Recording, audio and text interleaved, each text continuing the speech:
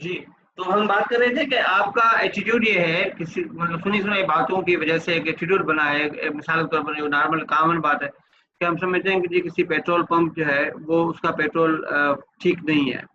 ठीक है जी, फलाँ का ठीक है, फलाँ पेट्रोल पंप का ठीक नहीं है। एक बड़ी नॉर्मल सी बात जो ड्राइवर्स हैं, गाड़ी चलाने वाले लोग हैं, उनके अंदर होता है। अब क्या है, आपने लोगों से सुना है कि जी इसका पेट्रोल ठीक नहीं है, आप वहाँ पेट्रोल नहीं भराते। ये आपका एटीट्यूड और बिहेवियर का लिंक होगा। जैसा आपका एटीट्यूड बना है वैसा बिहेवियर है। ठीक है? आपने सुना है कि ये ठीक नहीं है, आप वहाँ नहीं जाते। ये एटीट्यूड और बिहेवियर के दरमियान में एक लिंक बन गया। मगर आपने कभी मजबूरन मैंने कहा कि आपने भरवा लिया, आपने चेक किया कि नहीं यार ये तो बड़े जो है वो अच्छा है, इनका एवरेज ठीक है और इनकी सर्विस भी ठीक है। वहाँ पे जो भी आपने क्वालिटी के आपने पैरामीटर्स रखे हैं उसके मुताबिक आप मुतमिन हो गए। आपके एक्सपीरियंस ने क्या किया? आपके उस एटीट्यूड और बिहेवियर के लिंक को चेंज किया, तोड़ा।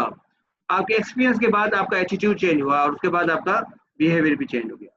अब वो एक्सपीरियंस आपने क्या किया? बेसिकली तो बिहेवियरल एक्सपीरियंस था ना, उस बिहेवियरल एक्सपीरियंस ने आपके एटीट्यूड को मॉडिफाई किया, जिसकी वजह से फिर आपका बिहेवियर भी चेंज हो गया। ये कुछ चीजें हैं जो आपके एटीट्यूड और बिहेवियर के लिंक के ऊपर असरअंदाज होती है।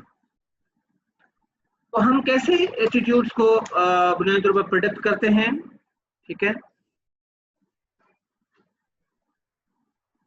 अ, काफ़ी हमारे ऐसे एटीट्यूड्स हैं जिनका जो हम ऑर्गेनाइजेशन बिहेवियर की स्टडीज़ में स्टडी करते हैं और उसकी वजह ये है कि there is a known relationship between certain attitudes and certain behaviors.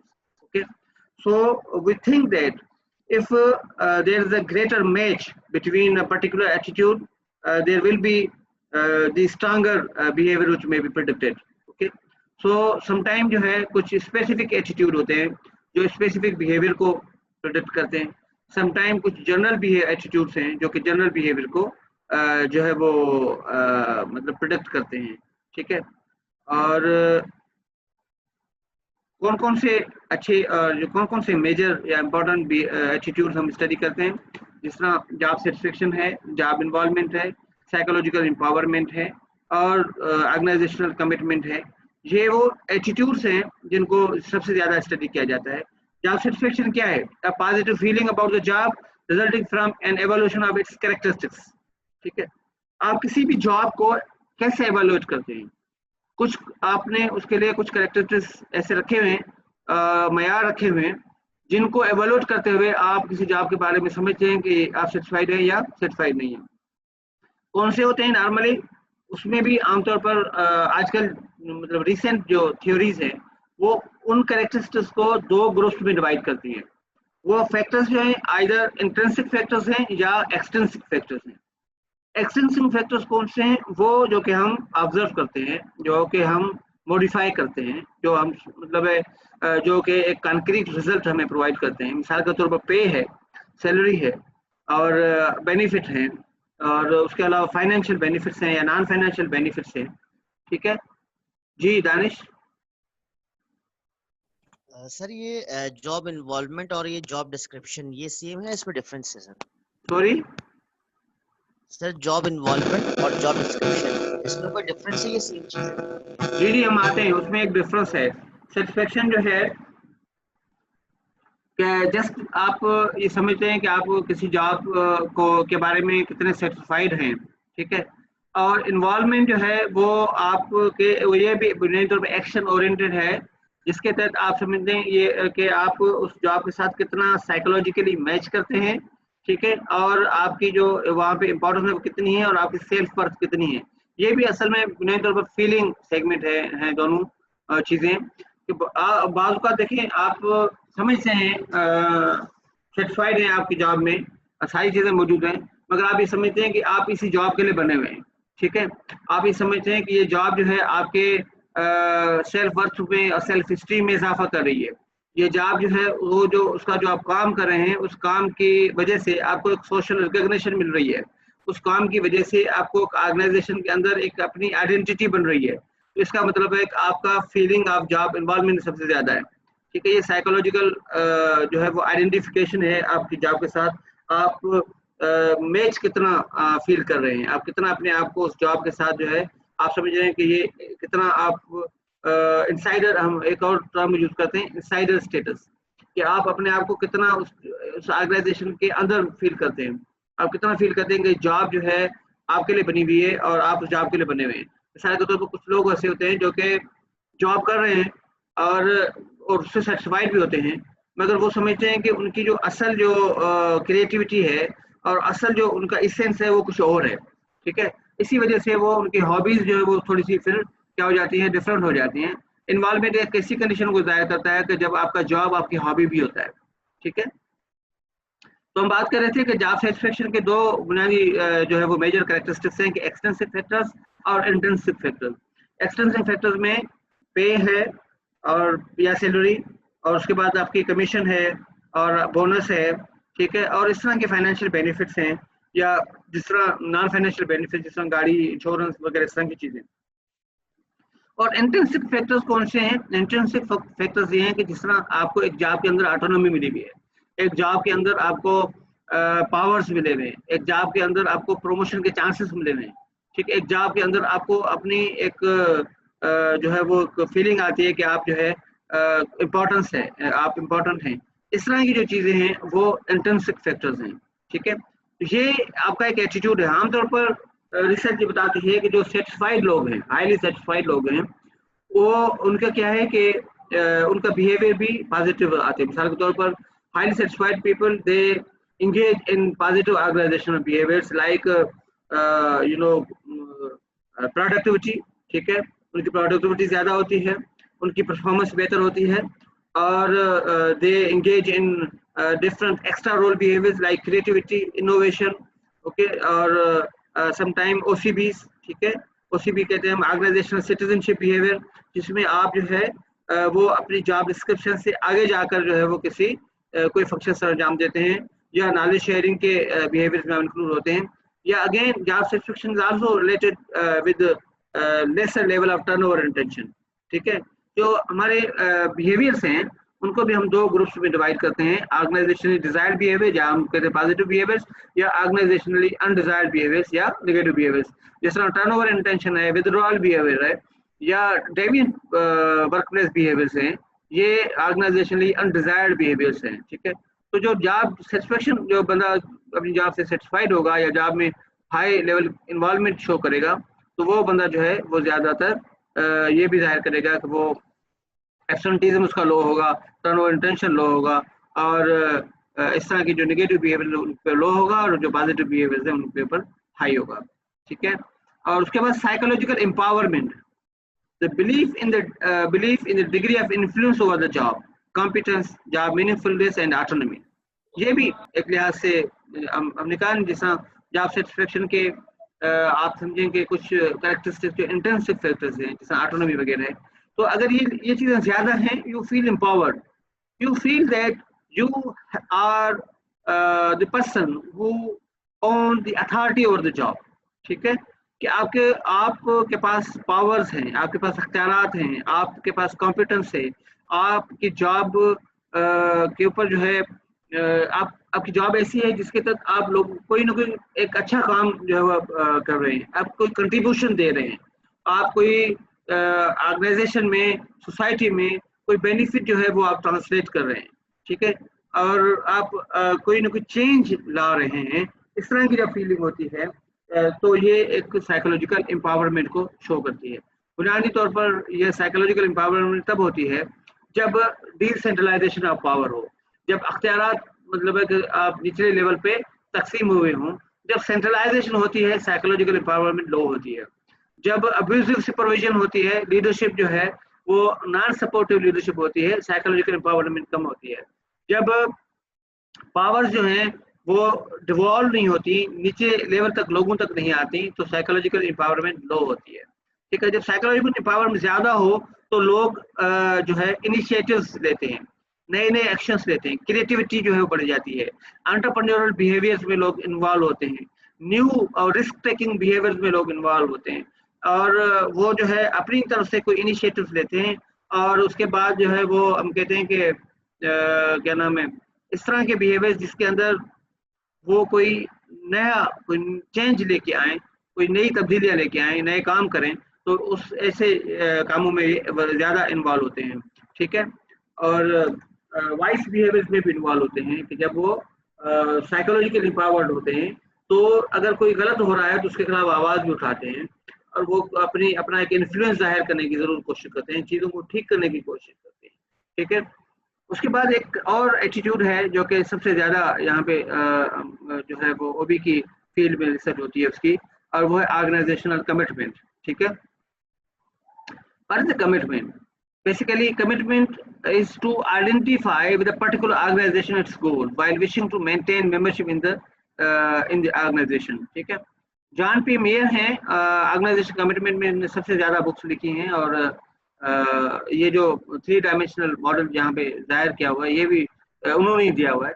तो वो कहते हैं कि commitment is a force that binds a person with a target, ठीक है। वो टारगेट ऑर्गेनाइजेशन भी हो सकती है, ठीक है। ये कमिटमेंट क्या है, कमिटमेंट की जो डेफिनेशन उनकी, it is a binding force that ties a person और ties a person with target.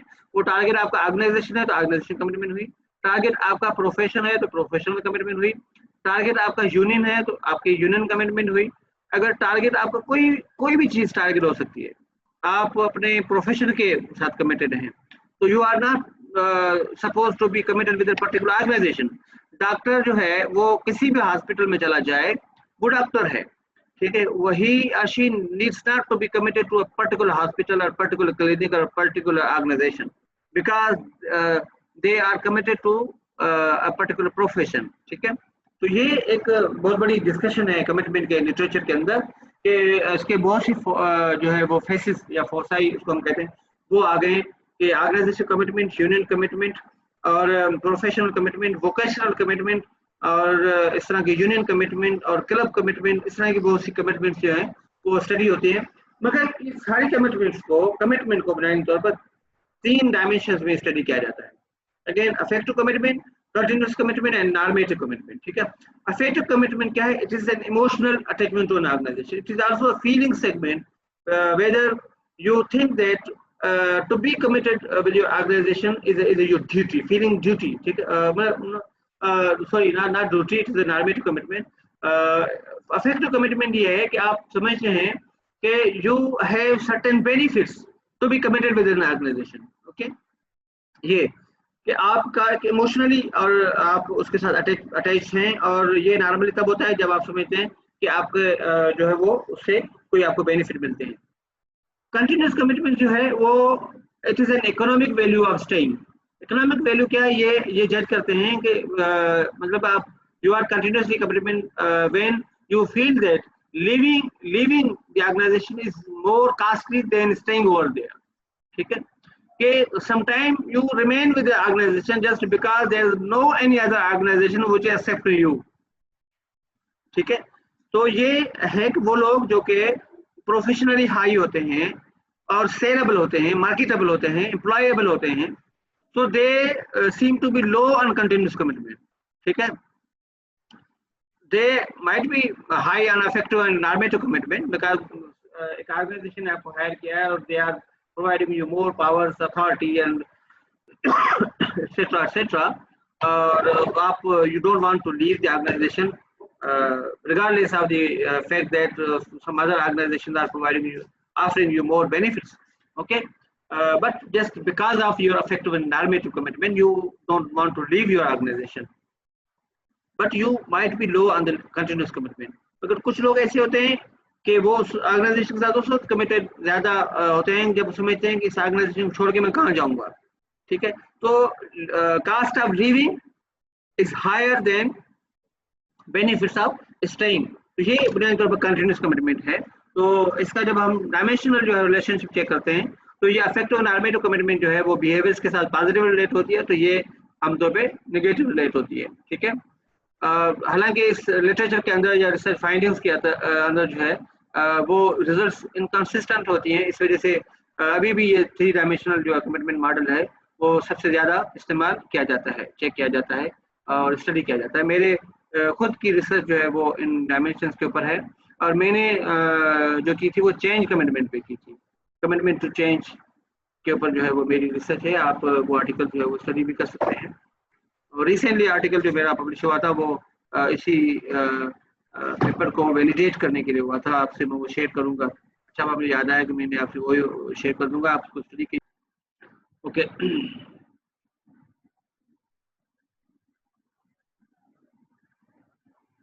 ये इन्होंने कहा कि जिस तरह मैंने बात की कि आजकल जो है वो लोग ऑक्यूपेशनल कमिटमेंट को या प्रोफेशनल कमिटमेंट को या वोकेशनल कमिटमेंट को सबसे ज़्यादा देखते हैं। जिस तरह मैंने कहा था, एक डॉक्टर जो है वो समझता है कि मैं किसी ऑर्गेनाइजेशन का पाबंद नहीं हूँ, और एक प्रोफेसर जो है वो भी ये समझता है कि मैं किसी यूनिवर्सिटी का पाबंद नहीं हूँ। मैं जिस यूनिवर्सिटी में भी जाऊँगा और मैं प्रोफेसर हूँगा और मेरा काम है पढ़ाना, मेरा काम है रिसर्च करना, और मेरा काम है अपने स्टूडेंट्स तक अपनी बात पहुँचाना। तो वो मैं अगर किसी भी यूनिवर्सिटी में बैठूँ तो वो मैं कर सकता हूँ। तो ऑर्गेनाइजेशंस के साथ कमिटेड होना ये कोई ज़रूरी बात नहीं है। The psychological contact between the organization and its members have changed now. Traditional contact was such that we hire you and you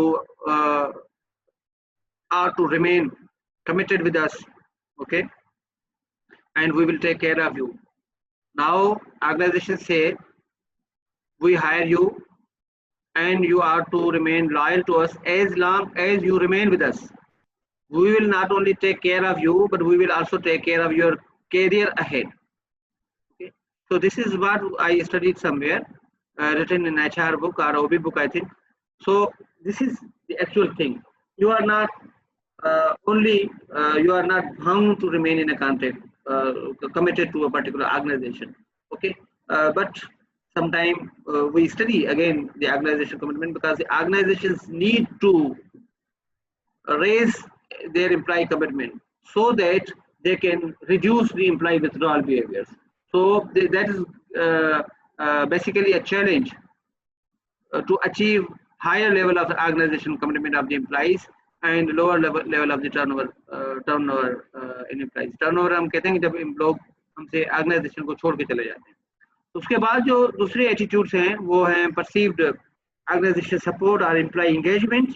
ठीक है, perceived organization support से क्या मुराद है कि it is also a perception of the employees, a feeling of the employees, the degree to which employees believe that organizations value their contribution and care about their well-being.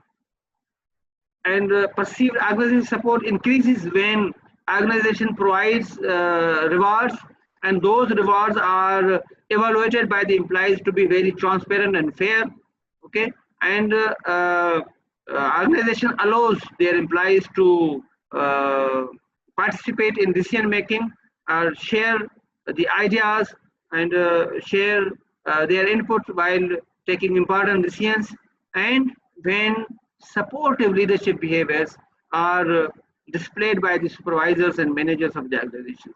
So it means when organizational members are providing greater support in terms of not only the moral support, but in terms of some the relational support, in terms of financial support, non-financial support, and different levels of support to the employees, and employees feel that they are actually being supported by their supervisors and leaders, so then their perceived organizational support is high. ठीक है, तो जब देखिए एक social exchange theory है, वो क्या कहती है कि लोग जो हैं, लोग बुनियादी तौर पर रेसिप्रोकेट करते हैं। What they receive, they reciprocate. If they feel that their supervisors are supportive, then they also feel obligation to reciprocate same behaviors to others.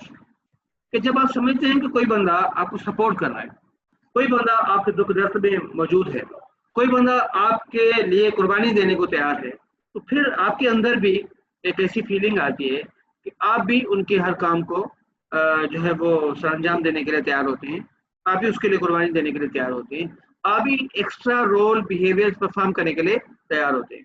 तो जब आप समझते हैं कि जी मुझे तो कोई सपोर्ट नहीं कर रहा, मुझे कोई मेरे काम को एक्नॉलेज नहीं कर रहा, मैं किसी प्रॉब्लम में जो है वो पेश आता हूँ, मतलब प्रॉब्लम में जो है वो समझे कि मुझे प्रॉब्लम फेस करनी पड़ती है, तो कोई बंदा मेरी सपोर्ट को सामने नहीं आता, सुपरवाइजर्स जो है वो मुझे सपोर्ट नहीं करते, कलीग्स सपोर्ट नहीं करते, लीडर्स सपोर्ट नहीं करते, और लोग जो हैं वो ऑर्गेनाइजेशन एज होल उसकी पॉलिसीज प्रोसीजर मुझे सपोर्ट नहीं करते, then why should I do something more than what I'm required to do?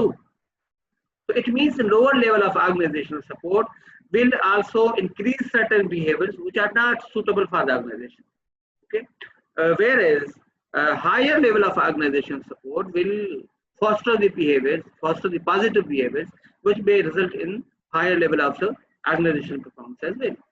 Employee engagement क्या है? ये basically it is a dedication of the employees with the job. Okay, so engagement क्या है? The degree of involvement with or satisfaction with and anticipation for the job. Engaged employees are passionate about their work and company. Employ engagement का literature भी आगे अभी थोड़ा सा one step up हुआ है, और वो जो है वर्क एंगेजमेंट का भी जो है वो एक वेरिएबल स्टडी किया जाता है, जो कि कहन ने दिया था, और उसके बाद ज़्यादातर उसका काम जो है वो डेमरूटी और बेकर एट अल का है। ठीक है, और इसके भी आर्टिकल्स यहाँ मौजूद हैं, किसी कोई स्टडी करना चाहेगा तो मैं शेयर करूँगा। तो उसमें ये क्या कहते हैं, वो भी कहते हैं कि work engagement is composed of 3 things. Okay, उसमें डेडिकेशन है, विगर है और एब्जॉर्प्शन है। कि आप अपने काम के साथ कितना डेडिकेटेड हैं, कितना उसको टाइम देते हैं, कितना उसके लिए कुर्बानी देते हैं, और कितना मतलब आप एफर्ट्स उसमें पुट करते हैं, कितना आप उसके अंदर एब्जॉर्ब रहते हैं। ठीक है, मतलब आप कितना अपनी जॉब के बारे में सोचते हैं, उससे बैठते हैं, आप उसके बारे में सोचते हैं। तो ये आपकी इंगेजमेंट को शो करता है। अगेन ये भी एक एटीट्यूड है, और मतलब थोड़ा सा बिहेवियर के नजदीक आ जाता है। ठीक है, तो काजेस क्या हैं जॉब सेटिस्फेक्शन के? कौन सी चीजें हैं जो कि जॉब सेटिस्फेक्शन के कुछ संदाज थे? हमने कहा कि sometime pay influences job satisfaction, but it only to a certain point. It is not only the pay which satisfy the people. ठीक है, क्योंकि देखिए आपने थ्योरी एक पढ़ी थी हमने लास्ट टाइम, शायद मैनेजमेंट में भी 2 फैक्टर थ्योरी जो है वो हमने पढ़ी थी हर्सबर्ग की, जो हाइजीन और मोटिवेटर थ्योरी, वो भी जो पंजाब से सबसे ज्यादा इस्तेमाल होती है, और जो इंटेंसिव एक्सटेंसिव फैक्टर, जो एक्सटेंसिव फैक्टर हैं वो एक सर्टेन लिमिट तक जो है वो आपको सेटिस्फाई करते हैं, उसके बाद वो नहीं करते, उसका वो पोटेंशियल खत्म हो जाता है। वजह क्या है? आपकी जो पे रेज मिलती है तो आप शुरू में खुश होते हैं, और बाद में आप खुश नहीं होते। क्यों? क्या आप समझते हैं कि ये जो है आपके उसका एक हिस्सा बन गया है? Now you deserve these things, तो दिस इज योर राइट। हमें खुश वो चीज़ करेगी जो कि हम समझते हैं कि हमें हमारा जो राइट है उससे ज़्यादा मिल रही हो ना, तब सेटिस्फाई करती है। तो ये मोटिवेशनल पोटेंशियल उसका पे का या सैलरी का कम हो जाता है, और ख़ास तौर पे ये उस वक्त जब मैनेजर पोस्ट हो, ठीक है, उनके लिए ये चीज़ें जो है और ज़्यादा मतलब कम हो जाती हैं। मगर ये है जॉब सेटिस्फेक्शन के लिए कौन सी चीज़ें होती हैं? ठीक है, और वो जो है जो इंट्रिंसिक फैक्टर्स हैं वो ज़्यादा सेटिस्फाई करते हैं, और उनका मोटिवेशनल पोटेंशियल ज़्यादा होता है। समटाइम जो पर्सनैलिटी फैक्टर्स हैं वो भी जॉब सेटिस्फेक्शन के साथ रिलेट करते हैं। ठीक है, और पर्सनैलिटी में भी कुछ लोग जो हैं पॉजिटिवली एवेल्युएटेड होते हैं, कुछ नेगेटिवली एवेल्युएटेड होते हैं। कुछ नेगेटिव पर्सनैलिटी ट्रेट्स हैं, जिस तरह डार्क ट्राइड पर्सनैलिटी ट्रेट्स हैं। ठीक है, अब डार्क ट्राइड पर्सनैलिटी नार्सिसिस्ट लोग और मैक लोग, ठीक है, और इस तरह के जो लोग हैं जो नरगिसियत के शिकार होते हैं, जो सेल्फ रेस्पेक्ट के शिकार होते हैं, जो समझते हैं कि मैं सबसे आला हूँ, मैं सुपर हूँ, मुझ में कोई खामी नहीं है, मैं हर जगह पे मैं होना चाहिए, मुझे ही अहमियत मिलनी चाहिए, और हर जगह पे बस मैं ही मैं। और ऐसे लोग जो हैं वो दूसरों के ऊपर हमेशा कीड़े निकालते हैं, गलतियां निकालते हैं, और वो कभी भी सेटिस्फाई नहीं होते, ना अपने आप से तो होते हैं, क्योंकि अपने आप को वो एवेल्युएट नहीं करते पॉजिटिवली, वो हमेशा हाई ग्रेड देते हैं। ठीक है, वो हर जगह पे अपना पावर जो है वो इन्फोर्स करना चाहते हैं, अपनी प्रेजेंस दिखाना चाहते हैं। महफिल में बैठे होंगे वही बात कर रहे होंगे, किसी को बोलने नहीं देते। वो कहते हैं जी मैं ही सबसे अच्छा हूँ, मैं ही सबसे अच्छा बोल सकता हूँ, मैं सारे काम अच्छे कर सकता हूँ, और सारी जो हुस्नाकियाँ मुझ पे ही दंग हो गई हैं। ठीक है, तो वो लोग जो हैं, ऐसे लोग कभी भी दूसरों से मुतमईन नहीं होते, अपनी जॉब से मुतमईन नहीं होते, अपने सुपरवाइजर से मुतमईन नहीं होते, अपने कलीग से मुतमईन नहीं होते, अपने लोगों से मुतमईन नहीं होते, ठीक है, और उनसे सेटिस्फाई नहीं होते। मतलब जो पॉजिटिवली लोग अपने आप को एवेलुएट करते हैं, दे आर मोर सेटिस्फाइड, ठीक है। ये कोर सेल्फ एवेल्यूशन का एक वेरिएबल है जिसके अंदर हम 3-4 चीजें जो है वो चेक करते हैं। ये अगेन इसके ऊपर भी मेरा एक आर्टिकल पब्लिश्ड है अल्हम्दुलिल्लाह, मैं आपसे वो भी शेयर करूंगा, तो वो देखिएगा। तो कोर सेल्फ एवेल्यूशन जो है वो भी जब हम अपने आप को पॉजिटिवली एवेल्यूएट करते हैं, जिसमें हम कहते हैं मुझे मेरा तो सेल्फ एफिकेसी ज्यादा है, इन्वॉल्वमेंट ज्यादा है, ठीक है, तो ये ऐसे लोग भी अपने आप को मतलब है कि जॉब के साथ सेटिस्फाइड रखते हैं।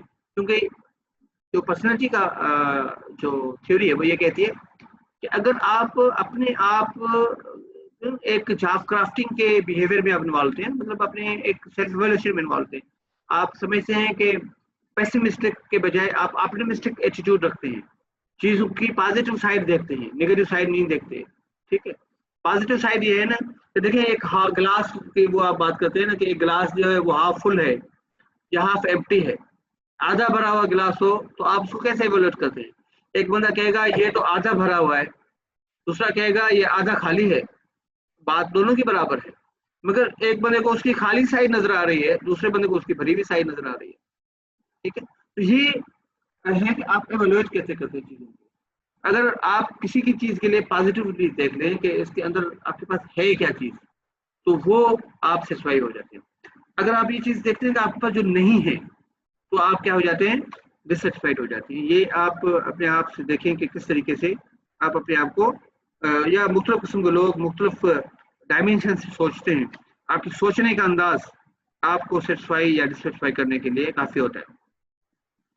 एक और चीज जो नॉर्मली हम डिस्कस करते हैं कि what are the outcomes when the people are dissatisfied, what do they do when they are dissatisfied. तो इसको भी आमतौर पर दो जो है मेजर ग्रुप्स में डिवाइड किया गया है, आइदर यू आर एक्टिव और पैसिव या डिस्ट्रक्टिव और कंस्ट्रक्टिव। इस तरीके से चार जो है वो नॉर्मली आपके बिहेवियर बनते हैं, और उसमें से आप देखें कि उनको दो आपके एक्टिव भी हैं और दो आपके पैसिव हैं, और दो आपके एक लिहाज से डिस्ट्रक्टिव हैं और दो आपके जो है वो एक लिहाज से कंस्ट्रक्टिव हैं। तो जो एक्टिव और डिस्ट्रक्टिव बिहेवियर है वो है एग्जिट। एग्जिट क्या है? एक्टिव से बना दिया है कि उसमें कोई ना कोई सिग्निफिकेंट एक्शन नजर आता है, कोई रिएक्शन नजर आता है, आप एग्जिट करते हैं, यानी कि छोड़ जाते हैं। छोड़ जाना ये ऑर्गेनाइजेशन के लिए बेहतर नहीं है, तो इस वजह से ये डिस्ट्रक्टिव बिहेवियर है। डिस्ट्रक्टिव ये है, डिस्ट्रक्टिव कंस्ट्रक्टिव कहते हैं इस टर्म्स ऑफ कि whether it is beneficial to organisation और नॉट।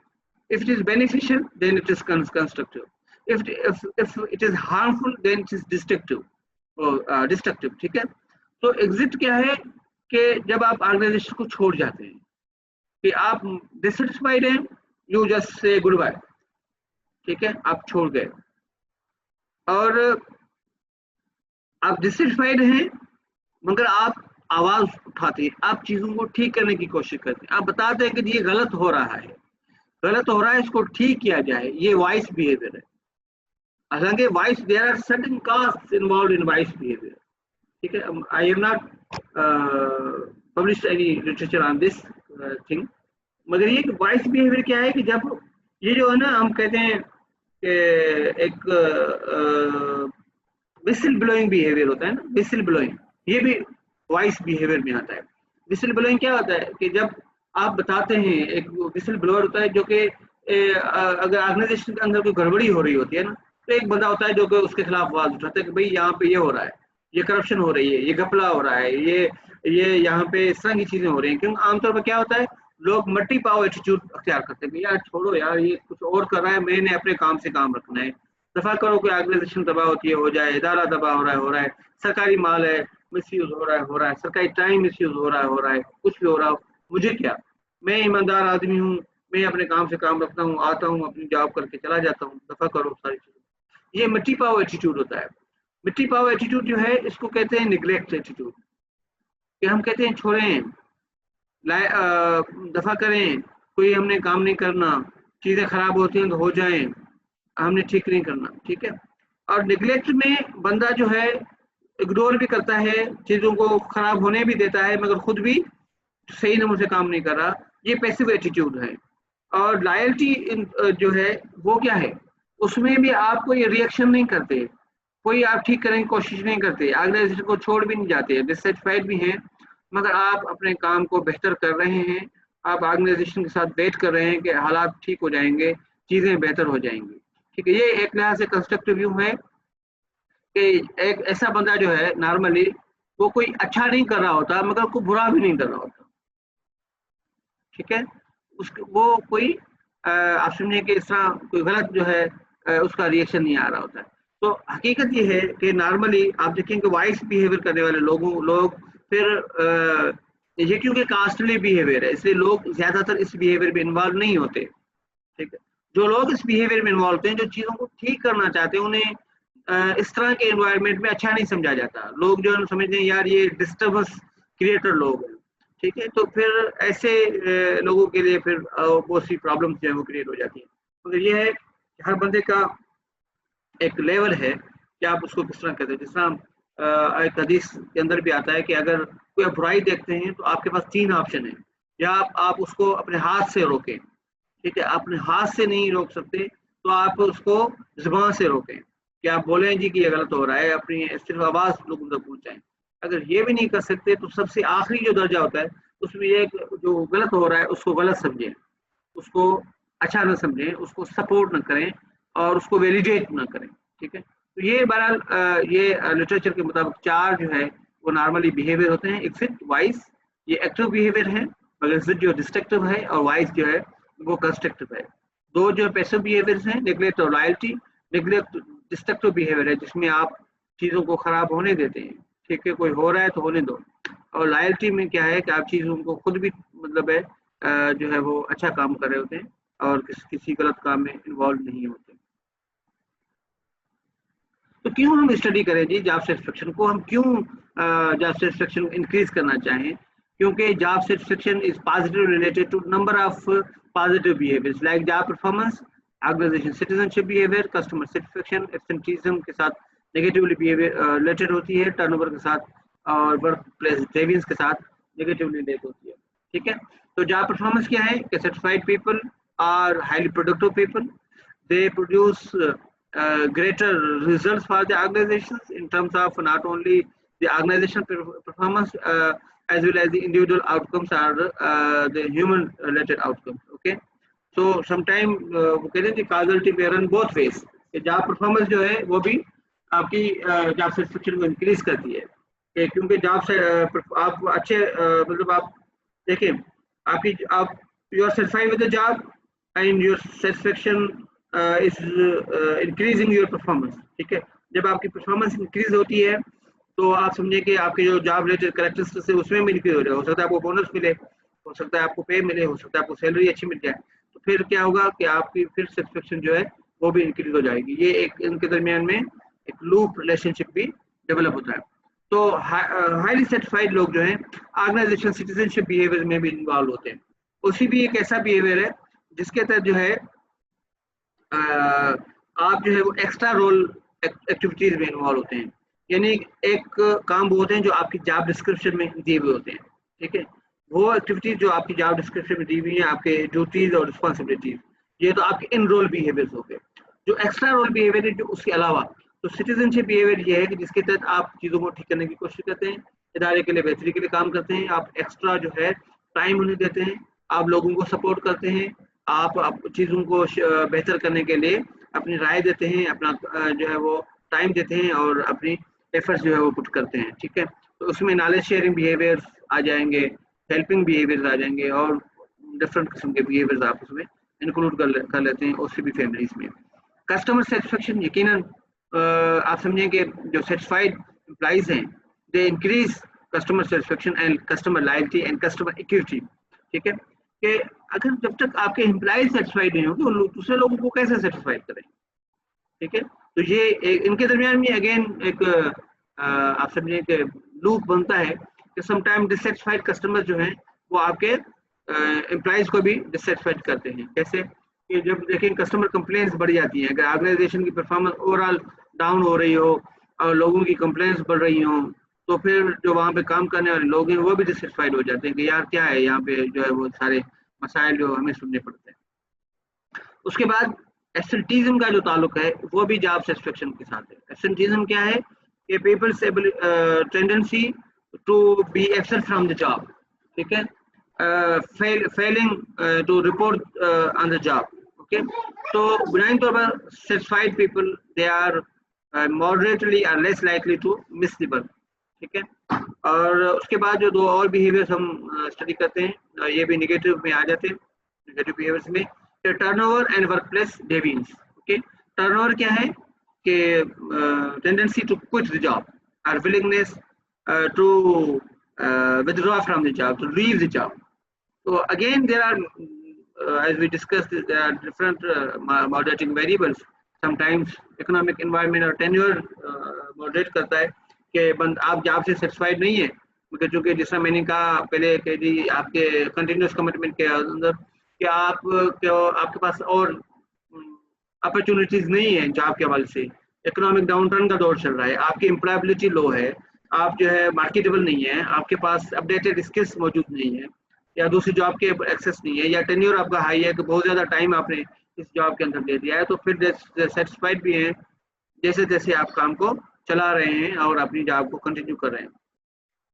और उसके बाद ये भी है कि समटाइम्स ऑर्गेनाइजेशन जो हैं वो हाई परफॉर्मेंस को रिटेन करने के लिए जो है वो कुछ एक्शंस भी करती हैं और जो उनको बेनिफिट्स भी प्रोवाइड करती हैं।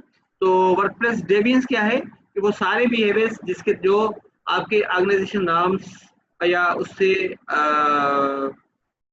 डेविएट करते हैं, ठीक है।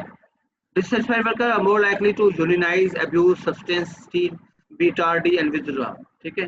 ये सारी एक्टिविटीज जो कि ऑर्गेनाइजेशंस के अगेंस्ट जाती हैं उनको हम कहते हैं जी कि ये डेविएंस वर्कप्लेस। उसमें थेफ्ट आ गया, चोरी आ गई और ऑर्गेनाइजेशन को छोड़ जाना, एब्सेंटीज्म और स्लो मोशन में काम करना, ये सारी चीजें जो है वो आ जाती हैं, ठीक है।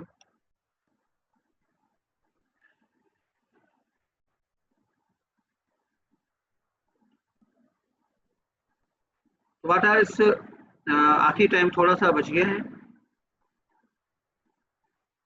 इसकी मैनेजर इम्प्लीकेशंस क्या हैं। बुनियादी तौर पर मैनेजर्स को ये चीज़ें देखनी चाहिए कि they should know about attitude of their employees, okay. Overall उनके एटीट्यूड सर्वेस होने चाहिए, ठीक है, और उनको आपको पता होना चाहिए कि लोग क्या फील कर रहे हैं। अगर कोई नई पॉलिसी आप इंट्रोड्यूस कर रहे हैं, कोई नई आप सेटिंग इंस्टीट्यूट इंट्रोड्यूस कर रहे हैं, उससे पहले सर्वे किए जाते हैं कि उसके बारे में लोगों के एटीट्यूड क्या होंगे।